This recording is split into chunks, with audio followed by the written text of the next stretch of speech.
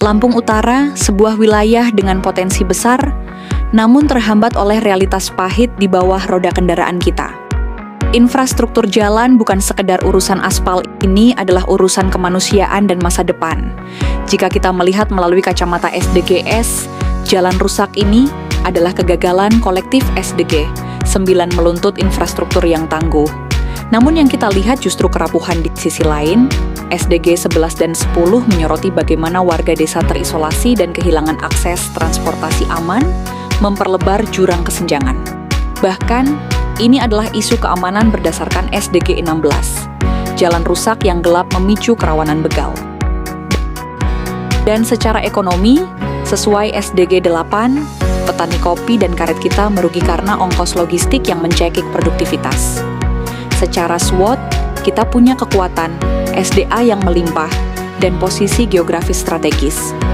Namun, kita terjebak dalam kelemahan klasik, anggaran APBD yang terbatas, kapasitas SDM yang minim, serta koordinasi antar level pemerintah yang masih tumpang tindih.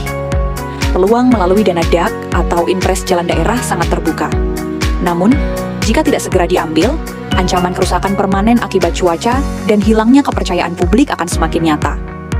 Jadi, apa nih rencana aksinya? Karena percuma kan analisis mendalam kalau nggak ada langkah nyata. Ini dia, ada 6 langkah kuncinya.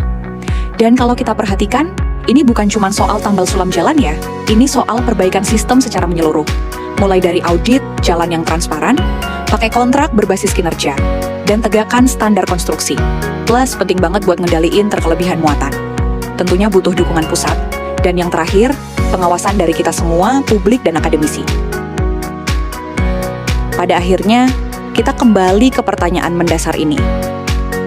Kalau kita setuju bahwa infrastruktur itu adalah fondasi ekonomi dan keamanan, lalu apa jadinya kalau fondasi itu dibiarkan rapuh dan runtuh?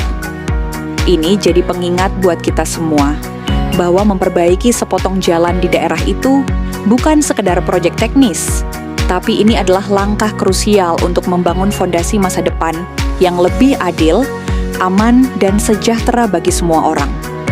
Buruknya jalan di Lampung Utara adalah masalah struktural yang menyentuh keadilan dan ekonomi. Saatnya bergerak karena jalan yang baik adalah urat nadi kesejahteraan untuk Lampung Utara yang lebih kuat.